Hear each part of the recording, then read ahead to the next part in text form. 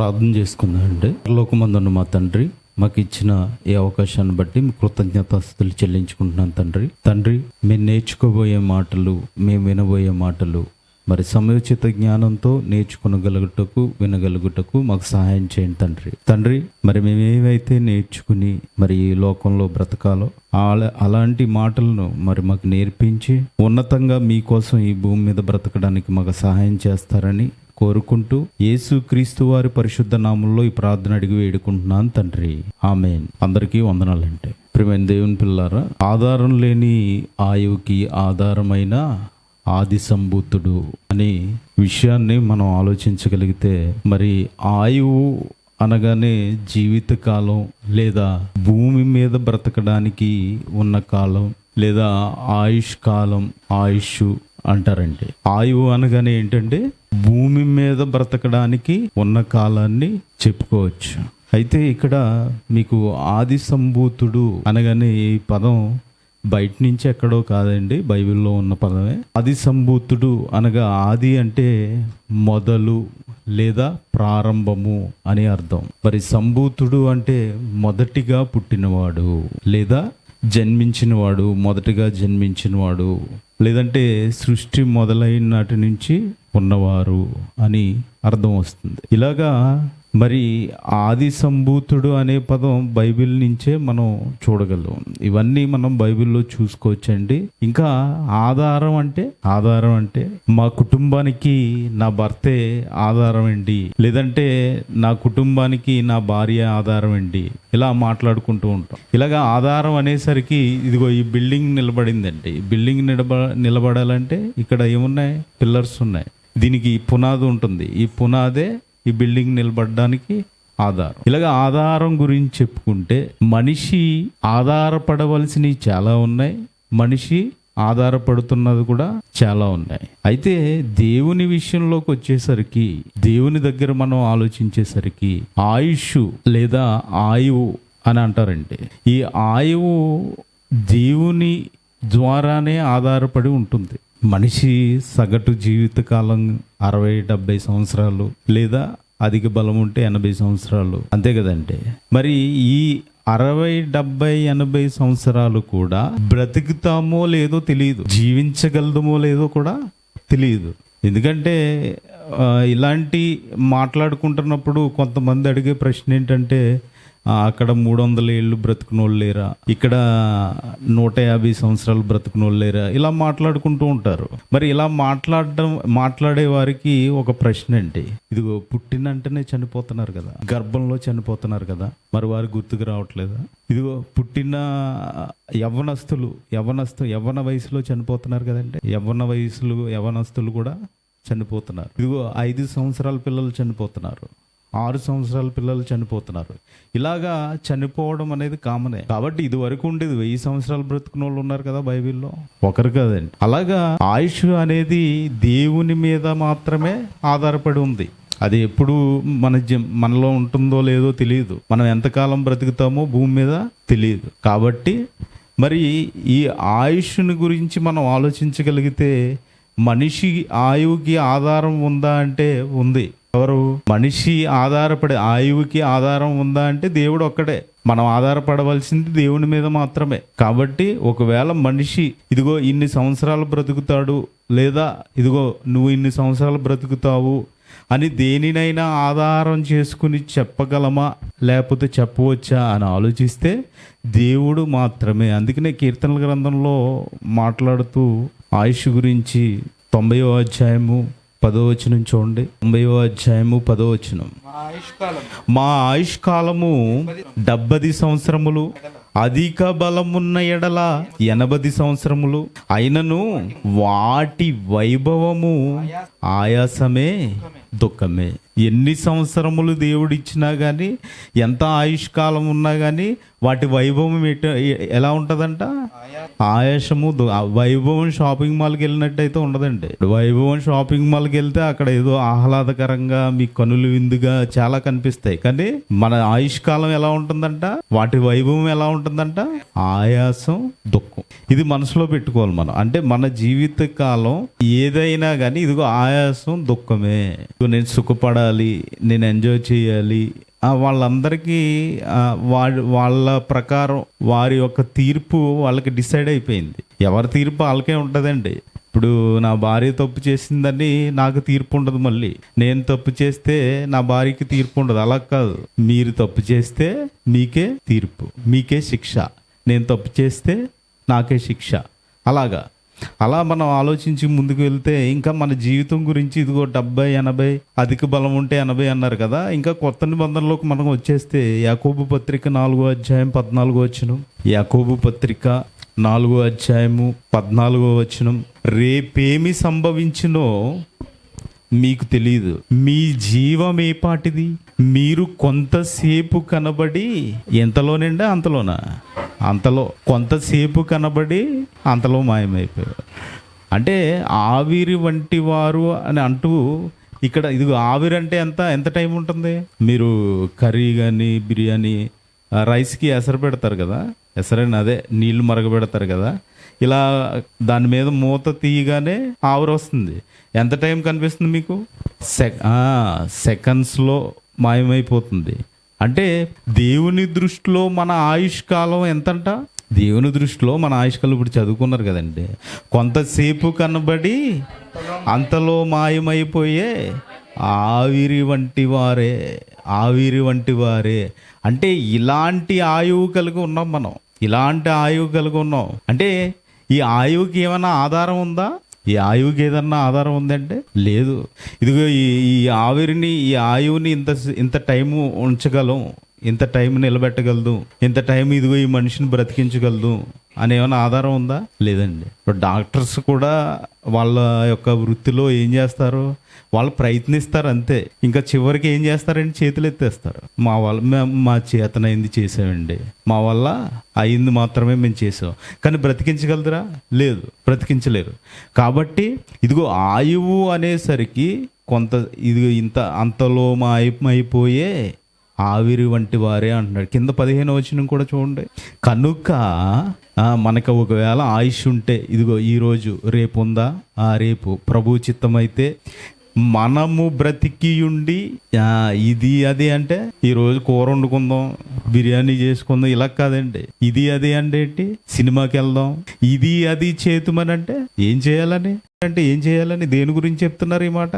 ఇదిగో మనం బ్రతికి ఉండు ప్రభు చిత్తమైతే అంటే ప్రభు చిత్తమైతే అన్నారా? ప్రభు గురించి ఏదైనా చేయాలని ఆలోచించాలి. ఇదిగో ఇలా చేద్దామా మేము అనుకున్నాం. మనం లాస్ట్ వీక్ ఏమనుకున్నాం అంటే ఇదిగో నెక్స్ట్ వీక్ కొద్దిగా ఆహ్లాదకరంగా అరేంజ్ చేద్దాం అనుకున్నాం, చేసాం. అలాగా ఇది అది చేద్దామని అంటే ఏదో మన ఇష్టం వచ్చిన పని, మనకు సంబంధించిన పని కాదు.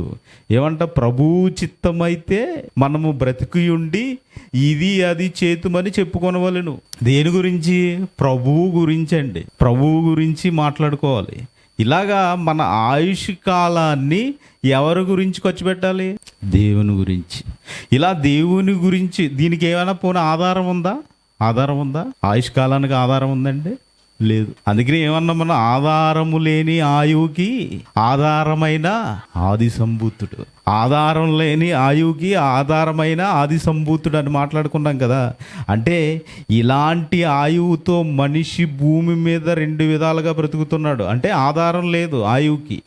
ఇలాంటి ఆయువుతో మనిషి 2 విధాలుగా బ్రతుకుతున్నాడు. ఎలా బ్రతుకుతున్నాడు? కొంతమంది, ఇప్పుడు అందరూ భక్తులే కదండి. ఇప్పుడు మనం రోడ్డు మీద వస్తే చాలామంది భక్తులను చూసాం. బైబిల్ పట్టుకు వెళ్తున్నారు, గుడిలకు వెళ్తున్నారు, మసీదులకు వెళ్తున్నారు. వీళ్ళందరూ భక్తులే. అంటే దేవుడు ఉన్నాడని నమ్ముతున్నారు, అంతేనండి. దేవుడు ఉన్నాడని నమ్ముతున్నారు. దేవుడు లేడనే వాళ్ళు కూడా ఉన్నారు. భూమి మీద 2 విధాలుగా బ్రతుకుతున్నారు. అయితే బైబిల్లోనికి మనం వచ్చేయగలిగితే, బైబిల్లో యొక్క భక్తులను గురించి మనం ఆలోచించగలిగితే, మరి యోబు గారు మనకు కనిపిస్తూ ఉంటారు. యోబు గారు శ్రమల్లోకి వచ్చేసిన తర్వాత ఒక స్నేహితుడు, ఎవరైనా తేమానీయుడైన ఎలీఫజు ఒక ప్రశ్న అడుగుతాడండి. ఎవరిని? యోబు గారు స్నేహితుడు ఎలీఫజు ఏం అడుగుతాడంటే, ఆ ప్రశ్న యోబు గ్రంథం 4వ అధ్యాయం 6వ వచనం ఒకసారి చూడండి. యోబు గ్రంథము 4వ అధ్యాయము 6వ వచనం. నీ భక్తి ధైర్యం పుట్టింపు. మనం భక్తి కలిగి ఉన్నాం కదా, ఇదిగో సంఘానికి వచ్చాం కదా, ఇదిగో యేసుక్రీస్తు వారిని నమ్ముకుంటున్నాం కదా, ఇలా భక్తి కలిగి వచ్చాం కదా, నీ భక్తి నీకు ధైర్యం పుట్టింపదా? యథార్థ ప్రవర్తన నీ యథార్థ ప్రవర్తన నీ నిరీక్షణకు ఆధారము కాదా? జ్ఞాపకం చేసుకునము. నిరపరాధి అయిన ఒకడు చాలండి. ఇదిగో నీ భక్తి అంట, ఇదిగో భక్తిగా ఉండాలనుకుంటున్నాం కదండి, మనం భక్తిగా జీవించాలనుకుంటున్నాం కదా, ఈ భక్తి అంట నీకు ధైర్యం పుట్టింపదా? ప్రశ్న అండి. ఎవరిని అడుగుతున్నారు? యోబు గారిని ఎలీఫజు అడుగుతున్నాడు. నీ భక్తి ఉంది కదా, ఇదిగో యథార్థంగా ఉన్నావు కదా ఇన్నాళ్ళు, ఈ నీ యథార్థ ప్రవర్తన నీ నిరీక్షణకు ఆధారము కాదా? నీ నిరీక్షణకు ఆధారము కదా అంటున్నారు. చూడండి, అంటే యోబు గారు తన యథార్థతను నిరీక్షణను కాపాడుకుంటూ ఆయన మళ్ళీ కృప పొందుకున్నట్టు మనం బైబిల్లో చూడగలం. అవునండి, మళ్ళీ కృప పొందుకున్నాడు ఆయన. అంటే భక్తి అనేసరికి ఇదిగో ఈ నిరీక్షణ మనకి ఏం కావాలంట? ధైర్యంగా ఉండాలంట, ధైర్యం కావాలంట మనకి. అంటే మన యథార్థత, మన నిరీక్షణ ద్వారా ఏం కలగాలి? మనకి ధైర్యం కలగాలి. అంతేనా? మరి ధైర్యంగా ఉన్నామా? మనం ధైర్యంగా ఉన్నామా? లేవండి. ప్రతిదానికి భయపడిపోతున్నాం, ప్రతిదానికి లొంగిపోతున్నాం, ప్రతిదానికి ఈ లోకంలో దేన్ని చూసినా కానీ భయపడటమే. అంటే మన భక్తి మనకు ధైర్యం పుట్టిస్తుందా? మన నిరీక్షణ మనకు ధైర్యం పుట్టిస్తుందా?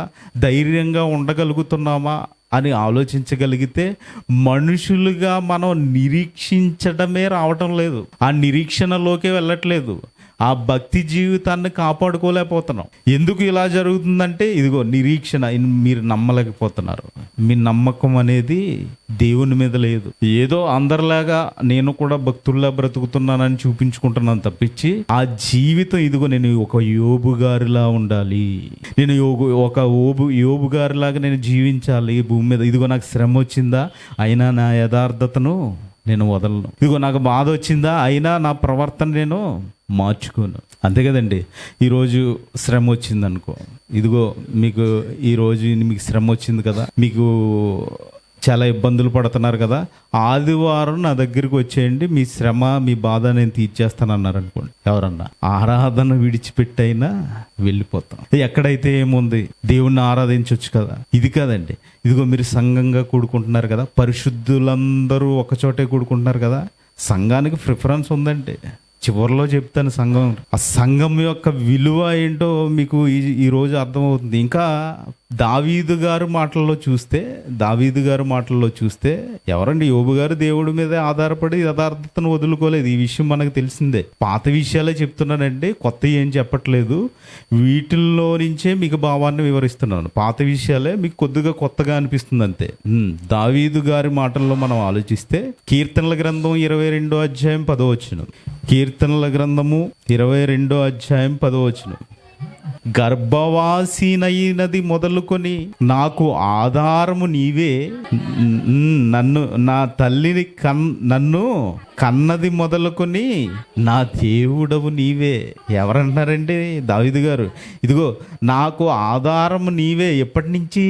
గర్భవాసినైనది మొదలుకొని. అంటే తల్లి గర్భంలో ఎప్పుడైతే నేను ప్రవేశించానో అప్పటి నుంచి నాకు ఎవరంట ఆధారం?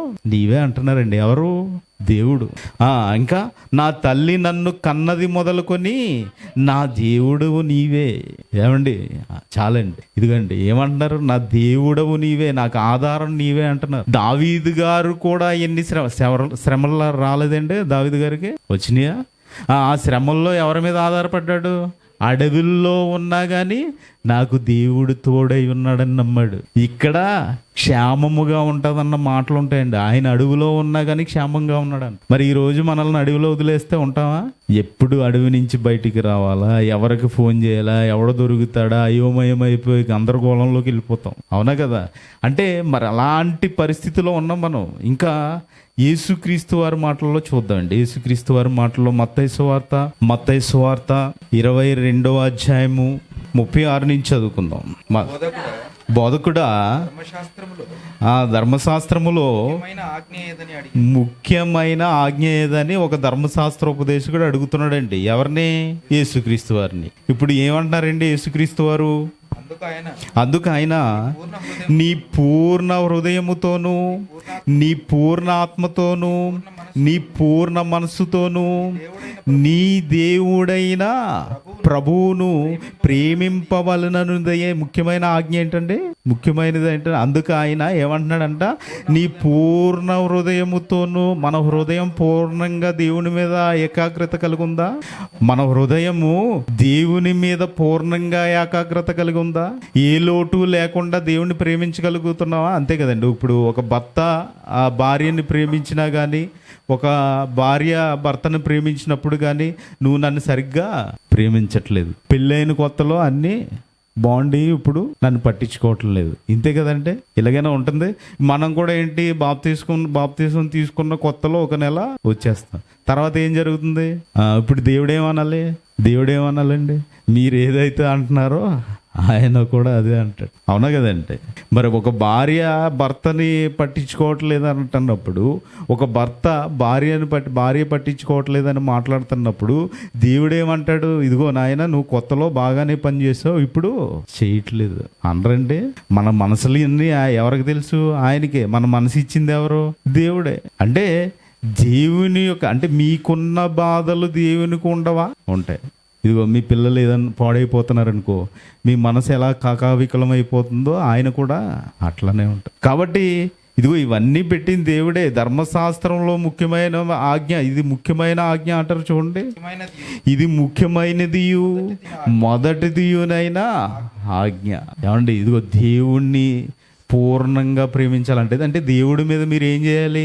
ఆధారపడాలి. అంతే కదండి. మీరు ప్రేమించే వాళ్ళ మీదే కదా మీరు ఆధారపడతారు ఇప్పుడు కూడా. అవునా? ఇదిగో మీకు ఏదైనా అవసరం ఉందనుకో, మీరు ప్రేమించే వాళ్ళకి ఎప్పుడు ఫోన్ చేసి ఏం చేస్తారు? అని, నాకు ఇది అవసరం ఉంది, ఇంతేనా? ఎలాగైనా మాట్లాడతారు. కాబట్టి ఇదిగో ఆధారపడవలసింది ఏదంటే దేవుడి మీదే. ఇంకా పౌలు గారి మాటల్లో మనం చూడగలిగితే కొరింథీయులకు రాసిన పత్రిక 2వ అధ్యాయం, మొదటి కొరింథీయులకు రాసిన పత్రిక 2వ అధ్యాయం 4వ వచనం. మీ విశ్వాసము మనుష్యుల జ్ఞానమును ఆధారము చేసుకొనక దేవుని శక్తిని ఆధారము చేసుకొని ఉండవలెను. చాలండి. మీ విశ్వాసం ఉంది కదా, ఇప్పుడు మీరు విశ్వసిస్తున్నారు కదా, మీ విశ్వాసం ఎలా ఉండాలంట? మనుషుల జ్ఞానమును ఆధారం చేసుకోకూడదు. మన జీవితానికే ఆధారం లేదు. అవునా కదండి? ఇప్పుడు ఇదిగో మన మహేష్ ఉన్నాడు. ఈ మహేష్ని నేను ఆధారం చేసుకున్నాను అనుకో, ఆయన ఉంటాడో పోతా నాకు తెలుసా? ఏమండి, మహేష్ ఉన్నాడు, నన్ను ఆధారం చేసుకున్నాడు అనుకో, నేను ఉంటానని గ్యారంటీ ఏమన్నా ఇవ్వగలదురా? లేదు. అంటే అందుకని ఏమంటున్నాడు ఇక్కడ? మనుషుల జ్ఞానమును ఆధారము చేసుకొనక. ఒకవేళ మీరు విశ్వసించారు కదా, మీరు క్రీస్తులోకి వచ్చారు కదా, మీరు క్రీస్తునందు విశ్వాసులుగా ఉన్నారు కదా, మీరు ఏం చేయాలంట? మనుషుల జ్ఞానమును ఆధారము చేసుకొనక దేవుని శక్తిని ఆధారము చేసుకోవాలి. మీరు దేవుని శక్తిని ఆధారం చేసుకోవాలి. ఏమండి, మనకు బలాన్ని ఇవ్వాలన్నా, ఆయుష్ని ఇవ్వాలన్నా, ఏది ఇవ్వాలన్నా ఎవరివ్వాలి? దేవుడే ఇవ్వాలి. సామెతల గ్రంథం కూడా చూడండి, 3వ అధ్యాయం 5వ వచనం చదవండి. సామెతల గ్రంథము 3వ అధ్యాయం 5వ వచనం. మీ ఇందాక ఏమన్నారండి? మనుషుల జ్ఞానం అన్నారు. ఇప్పుడు ఏమంటున్నారు? మీ స్వబుద్ధిని ఆధారము చేసుకొనక మీ పూర్ణ హృదయముతో. ఎవరి యందంటే? దేవుని యందు నమ్మకం ఉంచాలి మీరు. మీ స్వబుద్ధిని ఆధారం చేసుకొనక దేవుడు ఉన్నాడు కదా పైన, మన అందరినీ కలిగించిన దేవుడు ఉన్నాడు కదా, మనల్ని కన్న దేవుడు ఉన్నాడు కదా, ఆ దేవుని యందు ఏం చేయాలంట? నమ్మకం ఉంచాలి. అంటే ఈ విధంగా బైబిల్లో ఉన్న భక్తులు బ్రతికారు. ఈ విధంగా వాళ్ళు జీవించి పరదేశకు వెళ్ళిపోవడం జరిగింది. ఈరోజు మనుషులు ఎలాంటి ఆధారాలతో జీవిస్తున్నారు, ఎలాంటి వాటిని ఆధారం చేసుకుంటున్నారో తెలుసా? ఎలాంటి వాటిని ఆధారం చేసుకుని బ్రతుకుతున్నారో తెలుసా? అంటే చూడండి, ఇర్మియా గ్రంథం 7వ అధ్యాయము 4వ వచనం నుంచి. ఇర్మియా గ్రంథం 7వ అధ్యాయము 4వ వచనం నుంచి చదవండి. ఈ స్థలము యెహోవా ఆలయము. ఈ స్థలము యెహోవా ఆలయము. ఈ స్థలము ఎన్నిసార్లు అన్నారండి? 3 సార్లు అన్నారు. ఏమని? ఈ స్థలము యెహోవా ఆలయము, ఈ స్థలము యెహోవా ఆలయము, ఈ స్థలము యెహోవా ఆలయం అని మీరు చెప్పుకొనుచున్నారే. ఏం మాట అండి ఇది? మోసకరమైన మాట. ఆధారము చేసుకొనకుడి, ఆధారం చేసుకోవద్దు. ఏమండి, ఈ స్థలం ఏంటంట? ఈ స్థలం యెహోవాదండి. అవునా?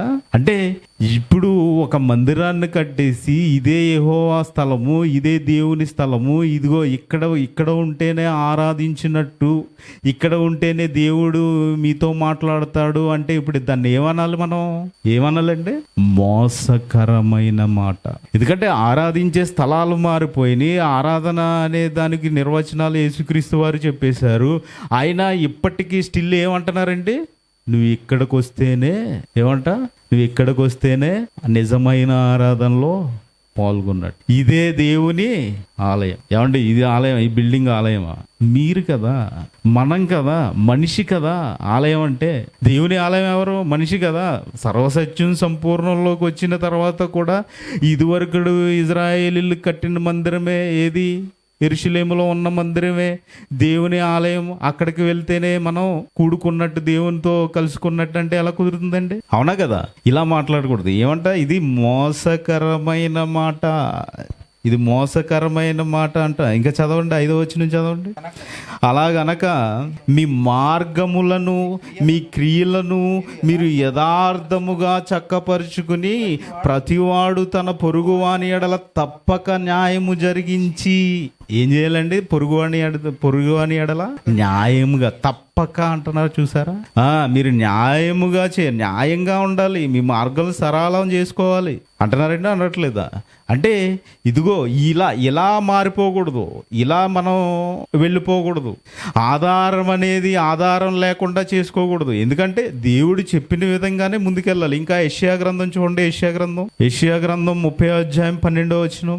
యెషయా గ్రంథం 30వ అధ్యాయము 12వ వచనం. అందుచేతను ఇజ్రాయేలు యొక్క పరిశుద్ధ దేవుడు ఇలా సెలవిస్తున్నాడు, మీరు ఈ వాక్యము వద్దని త్రోసివేసి బలాత్కారమును కృత్రిమమును నమ్ముకొని అట్టి వాటిని ఆధారము చేసుకొంటిరి గనుక ఈ దోషము మీకు ఎత్తైన గోడ నుండి జోగిపడిపోచున్న గోడ అండవలే అగును. అది ఒక్క క్షణములోనే హఠాత్తుగా పడిపోను. ఏం చేస్తున్నారండి ఇక్కడ? వాక్యాన్ని వద్దనుకుంటున్నారంట.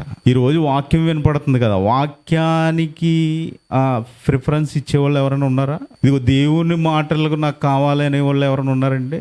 దేవుని మాటలకు యాక్సెప్ట్ అంటే దేవుని మాటలు స్వీకరించేవారుగా లేరు. ఎలా ఉన్నారు ఈరోజు? పరిస్థితి ఏంటి? దేవుని మాటలు వాళ్ళు ఏదో చెప్పుకుంటున్నారండి. బైబిల్ మనకెందుకు? అదే ఇప్పుడు ఏదన్నా ఒక ప్రోగ్రాం అరేంజ్ చేసి చక్కగా భోజనాలు పెట్టి చికెన్ మటన్ అవన్నీ వండి మరి ఇలా ఫంక్షన్ ఉందరండి అన్నాం అనుకోండి, ఎంతమంది వస్తారు? ఇప్పుడు ఇదైనా కానీ ఆదివారాన్ని ఇది ఒక ఫంక్షన్ కింద మార్చేసాం. వాక్యం చెప్తాం కానీ ఇది ఒక ఫంక్షన్ కింద మారిస్తే వచ్చేస్తారు. అంతేనా? ఇప్పుడు ఏమంటున్నారు ఇక్కడ? మీరు ఈ వాక్యము వద్దని త్రోసివేసి ఏం చేస్తున్నారంట? బలాత్కారమును కృత్రిమం అంటే తెలుసు కదండి, మనం కృత్రిమంగా చేసుకునేవి. ఇప్పుడు ఏం చేసుకున్నారు? కృత్రిమం రీసెంట్గా నడుస్తుంది కదండి. ఏంటది? AI. అవునా? అదేంటది? కృత్రిమం. ఈ దేన్ని నమ్ముకుంటున్నాడు మనిషి? కృత్రిమాన్ని నమ్ముకుంటున్నాడు.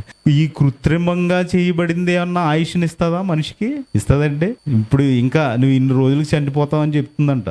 ఏమండి, అంటే ఇదిగో మీరు చేసుకునే దాన్ని నమ్ముకోవడం వల్ల మీకు ఉపయోగం లేదు.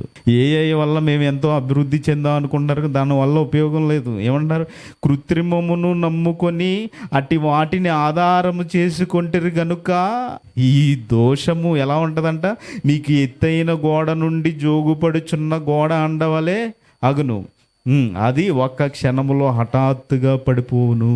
ఇదిగోండి ఈ గోడ ఉంది, అక్కడి నుంచి అలా పగిలిపోయింది అనుకో, ఏమవుతుంది? ఎవరన్నా వెళ్ళి జస్ట్ అలా అంటే పడిపోతుంది. అవునా కదండి? అంటే ఆధారం లేదు దానికి.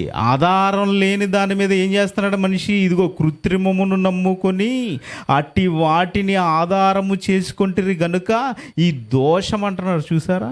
ఏమంటున్నారండి దీన్ని? దోషం అంట. మనిషి ఏమనుకుంటున్నాడు? నేను టెక్నాలజీ అనుకుంటున్నాడు. అంతేనా? టెక్నాలజీ అనుకుంటున్నాడు. దేవుడు ఏమంటున్నాడు అంటే మీరు దేని మీద ఆధారపడాలి, దేన్ని వద్దనుకుంటున్నారు? వాక్యాన్ని వద్దనుకుంటున్నారు. అంటే మీరు మనిషి ఇదేమైనా ఆధారమా? మనిషికి కాదు. ఏం ఆధారం?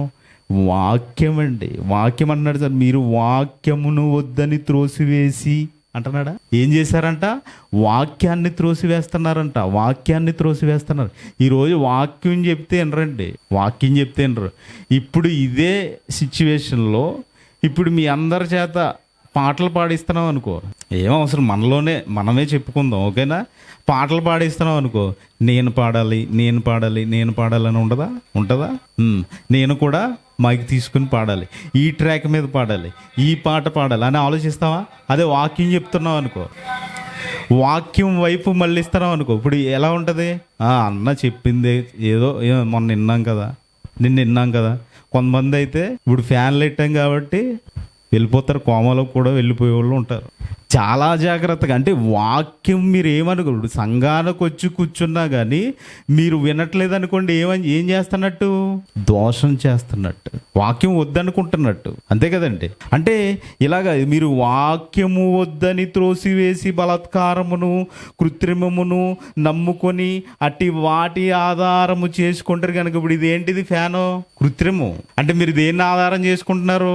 కృత్రిమాన్ని. ఇలా కౌంట్ చేసుకుంటే దేవుళ్ళు చాలా దొరికేస్తామండి. మనమే దొరికేస్తాం తెలుసా.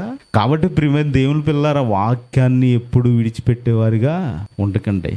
ఇంకా 13వ వచనం చదవండి. 13వ వచనం చదవరా? ఈ దోషము మీకు ఎత్తైన గోడ నుండి జోగుపడుచున్న గోడ అండవలే అంటే ఇదిగో అక్కడ ఏదో మీకు ముక్క, కానీ అది ఎప్పుడు పడిపోతుందో తెలియదు. అది అలా నెరలు గీసేస్తుంది అనుకోండి, అది ఎప్పుడు పడిపోతుందో తెలియదు. అంటే మీ ఎలాంటి ఆధారాలతో బ్రతుకుతున్నాం మనం? మనిషి ఇదిగో ఆధారం లేదు దానికి, కానీ మనిషి ఏమనుకుంటున్నాడు? ఆధారం ఉందనుకుంటున్నాడు.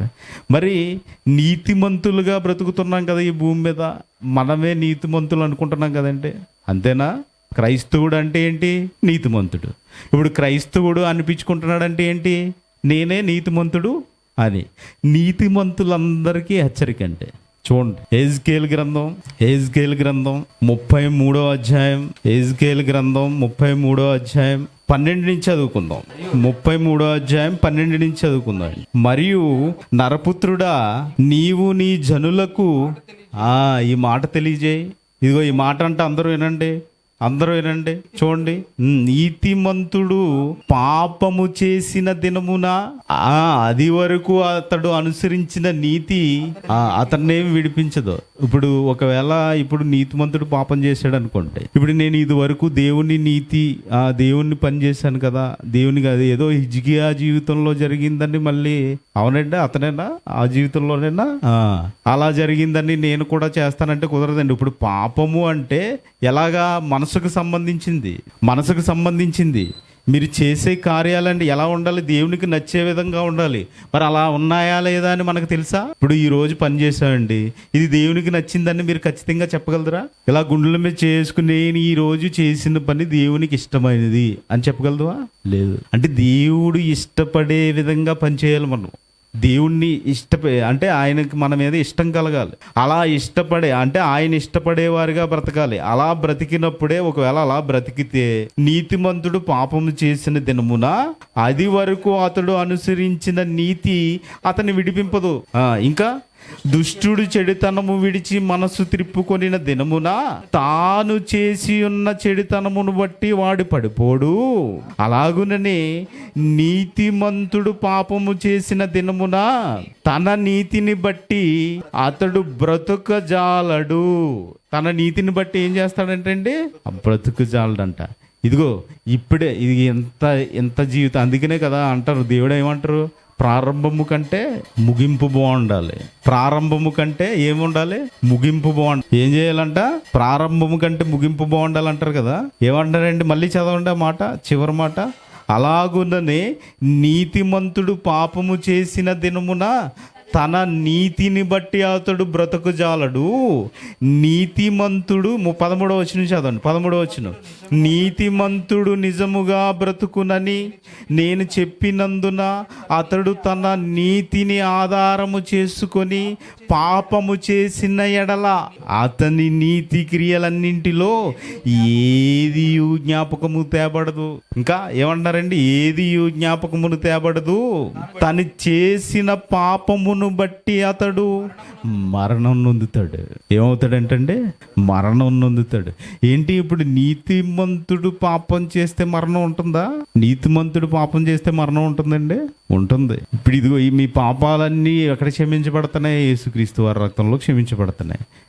అందుకని ఏం చేస్తున్నాం? మనం ప్రతి ఆదివారం వస్తున్నాం. మరి ఇలా పాలు పంపులు పొందుకుంటున్నాం. మరి ఇలా రొట్టె ద్రాక్ష రసంలో పాలు పంపులు పంపుకుంటున్న మనం నేను పాపం చేసి వచ్చేస్తాను అంటే, పాపం చేసి వచ్చేస్తానంటే కుదురుతుందా? నేను సంఘంలోకి ఇదిగో లేదు, ఈ వారమంతా నీతిమంతుడిగా ఉంటాను కదా, ఈ వారమంతా నీతిమంతుడితో బ్రతుకుతాను కదా, నేను పాపం చేసి వచ్చేస్తాను అంటే కుదురుతుందంటే? ఒకవేళ అలా నీతిమంతులుగా బ్రతుకుతూ ఒకవేళ పాపం చేస్తే ఇదిగో నాకు ఏ శిక్ష ఉండదు, నేను మరణించడాన్ని అనుకోకండి. ఇప్పుడు మరణించకపోవచ్చు, కానీ రెండో మరణంలో పాలు పంపులు మీకు ఖచ్చితంగా ఉంటాయి. నాకైనా అండి. అంటే మన అంతం ఎలా ఉండాలి? చాలా మంచిగా, అంటే మొదటి దానికంటే మంచిగా ఉండాలి. అంటే మొదట ఏదో తెలియక చేసే, ఇప్పుడు తెలిసి కూడా చేయకూడదు. అలాగా ఇదిగో నా పాపం చేస్తే నేను ఏమి చనిపోను, ఇలాంటి మాటలు మన క్రైస్తవులకి తగవండి. పర్లేదులే, ఏమవుదలే, మనం రొట్టె ద్రాక్ష రసం తీసుకుంటాం కదా అంటే కుదరదు. ఇంకా అది ఎక్కడ కౌంట్ అయిపోతుంది? పైన కౌంట్ అయిపోతుంది. ఇక క్షమాపణ ఉంటుందా అంటే క్షమాపణ ఎలా ఉంటుంది? అది నీకు తెలియక జరిగితేనే. నేను తెలిసి చేసి వస్తానంటే కుదరదండి. తెలిసి చేసి వస్తానంటే కుదరదు. ఈ రోజు పరిస్థితి ఏంటి? బాబు మీరు మత్తులే ఉండకండి నాయన. లేదు, మేము మత్తులుగా ఉండే సంఘానికి వస్తాం. లేరండి? మత్తులుగా కూర్చుని వాళ్ళు లేరా? ఈరోజు మత్తులుగా కూర్చుని వాళ్ళు లేరా? ఉన్నారు. వెనకాల కూర్చుంటారండి, ఎక్కడో కూర్చుంటారు. చూడాలని అబ్జర్వ్ చేయండి. మీరు ఈస్టర్కి క్రిస్మస్కి వీటికి వెళ్తారు కదా, వేలం పాటలు పాడతారు కదా, వేలం పాటలు అరటిపళ్ళు పాడతారు కదా. ఈ పాడినప్పుడు ఎవరు పాడతారనుకుంటున్నారు? వాళ్ళే ఉంటారు వెనకాల బ్యాచ్, ఇలా జతలేసుకుని ఒకరి మీద ఒకరు, మాది 10,000 20,000. అది దేవుడి పనికి ఇవ్వనండి. ఇప్పుడు మనం ఈ ఫ్యాన్లో లైట్లు ఇవన్నీ పెట్టాం కదా, బాబు ఇలా దేవుడి పని చేస్తున్నాం, ఇలాగ మరి పరిశుద్ధులు కూర్చోవడానికి కొద్దిగా ఫ్యాన్లు కావాలి, మీరు ఏదైనా సహాయం చేయండి అనండి. ఇస్తారా? ఎవరు? కాబట్టి ప్రియమైన దేవుని పిల్లరా, ఈ విషయాలు ఎందుకు మాట్లాడుతున్నారంటే ఆధారం చేసుకోవలసిన దాన్ని మనిషి ఆధారం చేసుకోవటం లేదు, ఆధారం చేసుకోవాల్సిన దాన్ని చేసుకోవడం లేదు. మరి ఎలాంటి ఆధారం కలిగి ఉండాలి? మనం ఎలాంటి ఆధారాలతో మనం జీవించాలి అని మనం అడిగితే, తీతుకు రాసిన పత్రిక, పౌలు గారు తీతు గారికి రాస్తున్నారు చూడండి. తీతు గారికి పౌలు గారు పత్రిక రాస్తూ మాట్లాడుతున్నారు చూడండి. 1వ అధ్యాయము 2వ వచనం చదవండి. నిత్య జీవమును గూర్చిన నిరీక్షణతో కూడిన భక్తికి ఆధారమగు సత్య విషయమైన ఏది కావాలంటే సత్య విషయమైన అనుభవ జ్ఞానం దేనికి కావాలంట? మళ్ళీ చదవండి. నిత్య జీవమును గూర్చిన నిరీక్షణ. మనకి నిరీక్షణ దేనికండి? మన నిరీక్షణ దేనికి? నిత్య జీవానికి. అంటే ఈ నిత్య జీవానికి సంబంధించిన నిరీక్షణ దేనితో కూడాలంట? నిరీక్షణతో కూడిన భక్తికి ఆధారం. అంటే ఇదిగో ఈ నిత్య జీవానికి మనం నిరీక్షిస్తున్నాం కదా, ఇదిగో ఈ నిత్య జీవంతో కూడిన భక్తికి ఆధారమగు అంటున్నారా? ఆధారమగు ఏం కావాలంట? సత్య విషయమైన అనుభవ జ్ఞానము నిమిత్తము. చాలండి. ఇప్పుడు మీరు నిత్య జీవానికి నిరీక్షణతో కూడి ఉన్నారు కదా, ఇప్పుడు ఈ నిత్య జీవానికి నిరీక్షణతో కూడి భక్తితో ఉన్నారు కదా, ఈ భక్తికి ఏం కావాలంట? ఆధారం ఏం కావాలంట? సత్య విషయమైన అనుభవ జ్ఞానం ఉందండి మనకి. సత్యము విషయమైన అనుభవ జ్ఞానం ఎంతమందికి ఉందండి? అంటే ఇప్పుడు సంఘంలోకి వచ్చిన తర్వాత ఇదిగో సంఘంలో మనం దేనికోసం ఎదురు చూస్తున్నాం? నిత్య జీవం కోసం. అంటే నిత్య జీవమును గూర్చిన నిరీక్షణతో కూడిన భక్తి ఉంది కదా మనకి. ఈ భక్తికి ఆధారం ఏంటంట? సత్యము విషయమైన అనుభవ జ్ఞానం. ఏదండి? ఇదిగో నాకు ఈ విషయంలో సత్యం గురించి అనుభవ జ్ఞానం ఉంది, నాకు ఈ విషయంలో ఇదిగో దీని గురించి నేను ఎంతైనా అనర్గళంగా చెప్పగలను, ఎంతైనా మాట్లాడగలను, ఎంతైనా నేను చెప్పగలను అని ఎవరికి ఉందా? మనకుందండి. అంటే క్రైస్తవుడు ఇదిగో ఈ నిత్య జీవానికి వెళ్ళాలనుకుని, ఈ నిత్య జీవానికి వెళ్ళాలనుకుంటూ నిరీక్షణతో ఉండి, ఇదిగో ఈ భక్తి అనే ముసుగులో ఉండి, ఇదిగో సత్య విషయమైన అనుభవ జ్ఞానం ఏమీ సంపాదించుకోవటం లేదు. బైబిల్లో చాలా ఉంటాయండి, బైబిల్లో చాలా ఉంటాయి. ఇవన్నీ ఎవరు చదువుతారండి? ఇదంతా చదవగలదుమా మనం? ఇదంతా చదవచ్చా? ఇంత పుస్తకం మనం చదవచ్చండి, ఈజీగా చదవచ్చు. మీరు ఒక టైం టేబుల్ పెట్టుకున్నా, లేకపోతే రోజుకు ఒక అధ్యాయం చదవ, మన జీవితకాలం ఎంత? 60 సంవత్సరాలు. చదవలేమా? అంటే దీనివల్ల ఏమీ ఉపయోగం లేదనుకుంటున్నాడు, ఇది ఆధారం కాదనుకుంటున్నాడు. కానీ ఏమి ఆధారం అంట? ఇదిగో ఆయన వాక్యమే ఆధారం. ఈ వాక్యం మీద ఆధారపడాలి మనం. ఈ వాక్యం మీద ఆధారపడితేనే మన జీవితం ఎలా ఉంటుంది, ముందుకు వెళ్తుంది. వినండి, జాగ్రత్తగా వినండి మాటలు. ఎందుకంటే ఇలాంటి మాటలు మనం వింటున్నప్పుడు, ఇదిగో అనుభవ జ్ఞానం అంటే ఎప్పుడు వస్తుంది అంటే మీరు వింటున్నప్పుడే వస్తుంది. అనుభవ జ్ఞానం ఎప్పుడు వస్తుందంటే, ఎందుకని? యేసుక్రీస్తు వారు ఎవరి దగ్గర ఉన్నారు? తండ్రి అయిన దేవుడి దగ్గర. పోనే మీరు చెప్పగలరా అంటే, నాకు అంత అనుభవ జ్ఞానం లేదు, మీరే చెప్పండి అంటారు. అవునా కదా? కాబట్టి అనుభవ జ్ఞానం కావాలంటే ఏం చేయాలి? చదవాలి, నేర్చుకోవాలి, వినాలి, చెప్పాలి. అవునా కదా? ఇవన్నీ చేయగలగాలి. అనుభవ జ్ఞానం అంటే అప్పుడే వస్తుందండి. అనుభవ జ్ఞానం లేకుండా, లేదు నాకు అనుభవ జ్ఞానం ఉందని చెప్పారనుకోండి, వాడికి ఎగ్జామ్ పేపర్ ఇస్తే ఏం చేస్తారు? నేను చదవకుండా చదివేశాను అని ఎగ్జామ్లో కూర్చోబెట్టేసాం అనుకోండి, ఎగ్జామ్ పేపర్ ఇస్తే ఏం చేస్తారు? రాయలేరు. కాబట్టి అనుభవ జ్ఞానం అవసరమా మనకి? అవసరం. దేని విషయంలో? పక్కన వాళ్ళ మీద చాడీలు చెప్పుకునే విషయంలో కాదు, ఓకేనా?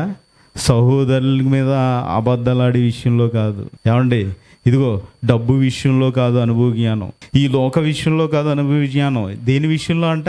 సత్యము విషయంలో అనుభవ జ్ఞానం కావాలి, సత్యం విషయంలో అనుభవ జ్ఞానం కావాలి. అవునా కదండి? ఇంకా ఇలా సత్య విషయంలో అనుభవ జ్ఞానం సంపాదించుకుంటే, ఇలా సత్య విషయంలో మనం అనుభవ జ్ఞానాన్ని సంపాదించుకునే వారిగా ఉంటే, అంటే సత్యాన్ని ఆధారం చేసుకుని బ్రతికితే మనల్ని ఏమంటారో చూడండి. తర్వాత తిమోతి గారికి రాసిన పత్రిక 3వ అధ్యాయం 15వ వచనం. తిమోతి గారికి మొదటి తిమోతికి రాసిన పత్రిక 3వ అధ్యాయము 15వ వచనం. అయినను నేను ఆలస్యము చేసిన వెడల దేవుని మందిరములో, అనగా జీవము గల దేవుని సంఘములో జనులు ఎలాగు ప్రవర్తింపవలెనో అది నీకు తెలియవలెనని ఈ సంగతులు నీకు వ్రాయిచున్నాను. ఆ సంఘము సత్యమునకు స్తంభముగా ఆధారమునై ఉన్నది. ఒకవేళ మీరు సత్యము యొక్క అనుభవ జ్ఞానాన్ని సంపాదించుకుంటే, ఇప్పుడు మనం ఒక సంఘం అనుకోండి, మనందరం సత్యానికి అనుభవ జ్ఞానం, సత్యం యొక్క అనుభవ జ్ఞానం సంపాదించుకున్నాం అనుకుంటే, ఇప్పుడు మనం ఎలా ఉంటామంట? చూడండి, చివరి మాట చదవండి. ఆ సంఘము అంటే మన సంఘము కానీ, ఇదిగో సత్యం మీద ఆధారపడిన ఏదైనా సంఘం కానీ, ఆ సంఘము సత్యమునకు స్తంభమును ఆధారమునై ఉన్నది. ఇప్పుడు మీరే దేనికి ఆధారం అవుతారంట? ఇప్పుడు సంఘం అంటున్నారు కదండి, సంఘం దేనికి ఆధారం అవుతుందంట? సత్యమునకు. అంటే సత్యానికి ఆధారం ఎవరు కావాలి? సంఘం కావాలి, అంతే కదండి. సత్యమునకు ఆధారం ఎవరు కావాలి? సంఘం కావాలి. అంటే ఇప్పుడు మనం ఆధారపడవలసిన దేని మీద? సత్యం మీద, అంతే కదండి. సత్యం మీద ఆధారపడవలసిన మనమే ఏమైపోతున్నామంట? సత్యమునకు ఆధారం అయిపోతున్నామంట.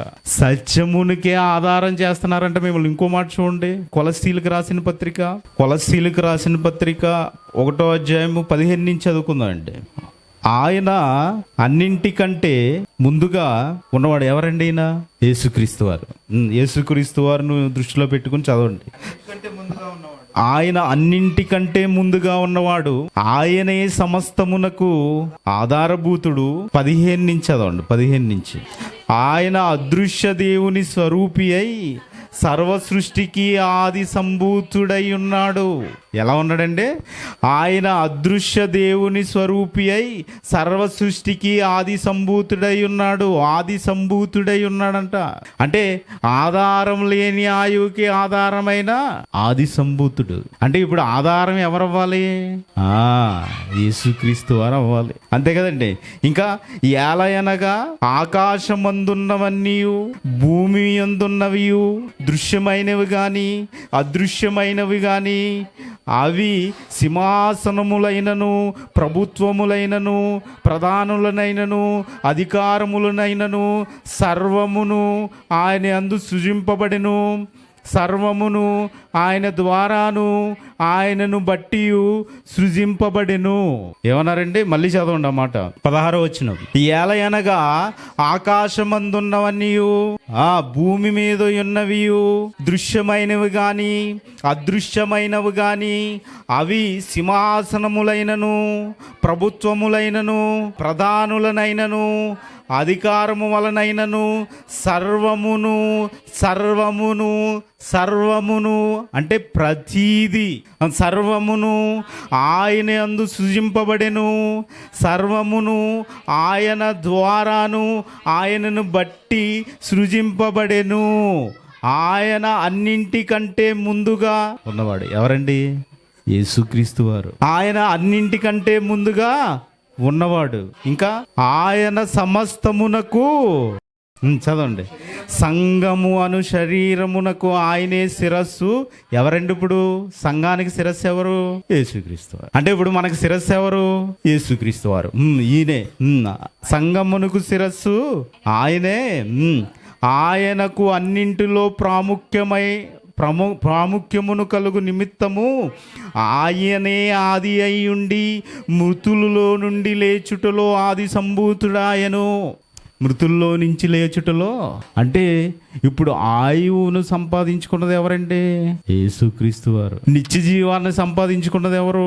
యేసుక్రీస్తు వారు. ఇప్పుడు నిత్య జీవానికై నిరీక్షణ నువ్వు ఎవరి మీద ఆధారపడాలి? యేసుక్రీస్తు వారు. నువ్వేంటి కృత్రిమం మీద ఆధారపడుతున్నావు? మనం ఏంటండి కృత్రిమం మీద ఆధారపడుతున్నాం? అవునా కదా? అంటే ఆధారపడవలసింది ఎవరి మీద? యేసుక్రీస్తు వారి మీద. మనల్ని ఇక్కడి నుంచి పరలోకం తీసుకెళ్ళాలంటే ఎవరు తీసుకెళ్తారు? యేసుక్రీస్తు వారు. ఇప్పుడు మన ఆయువు ఎక్కడ ఎలా ఉందండి? ఈ ఆయువు ఇక్కడ ఈ భూమి మీద ఎంతసేపు ఆవిరి వంటిది అన్నాం కదా, కొంతసేపు కనబడి అంతలో మాయమైపోతుంది కదా. ఇలాంటి ఆయువుతో ఉన్న మనం ఆధారమైన ఎవరి మీద ఆధారపడాలి? ఇదిగో ఆది సంభూతుడు యేసుక్రీస్తు వారి మీద.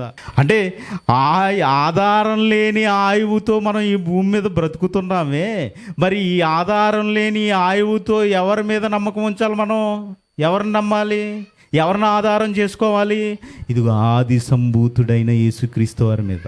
ఎప్పుడైతే మీరు ఇదిగో ఈ నిరీక్షణ, నిత్య జీవం వెళ్ళడానికి నిరీక్షణతోటి ఎప్పుడైతే మీరు ఇదిగో సత్యము అంటే ఎవరు? యేసుక్రీస్తు వారు. అంతే కదండి. ఇందాక పౌలు గారు మాట్లాడుతూ కూడా సత్యము విషయమైన అనుభవ జ్ఞానం అన్నారు. అవునా? సత్యం విషయమైన అనుభవ జ్ఞానం అంటే సత్యం అంటే ఎవరు? యేసుక్రీస్తు వారు. అంటే మీకు ఎవరి మీద అనుభవ జ్ఞానం రావాలి? యేసుక్రీస్తు వారి మీద అనుభవ జ్ఞానం రావాలి. మనుషులను ఆధారం చేసుకుంటారేంటండి? బైబిల్ 66 పుస్తకాలు మీ చేతుల్లో లేదా? నేను ఏది చెప్తే అది నమ్మేస్తారా?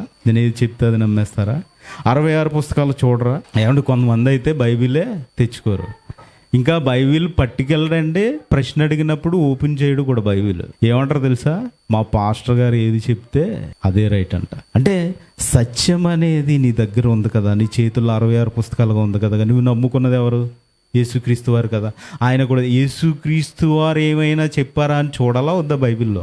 ఎందుకు చూడట్లేదు? అంటే మీకు అనుభవ జ్ఞానం రావాలంటే యేసుక్రీస్తు వారి దగ్గరికి రావాలి. ఆయన ద్వారా మీరు అనుభవ జ్ఞానాన్ని సంపాదించుకోవాలి. ఇదిగో అనుభవ జ్ఞానాన్ని సంపాదించుకుని మీరు సంఘంలో ఎలా ఉండాలి? సంఘం అంతా ఎలా ఉండాలి? ఒక స్తంభంగా ఉండాలి. అంటే ఒక స్తంభంగా అంటే దేనికి స్తంభం? సత్యానికి. ఇప్పుడు మనందరం సత్యానికి స్తంభంగా ఉందామా? జగదిరుగుట్లో ఉందా? వద్దండి, ఉండాలి. అంటే ఇదిగో ఈ సంఘము సత్యమునికి స్తంభంగా ఉండాలి అని మీరు నిర్ణయించుకుంటే ఉంటాం. ఇదిగో మీ అనుదిన ప్రార్థనలో ప్రార్థన చేస్తున్నారా? మీరు చేసే కార్యక్రమాలన్నీ చేస్తున్నారా?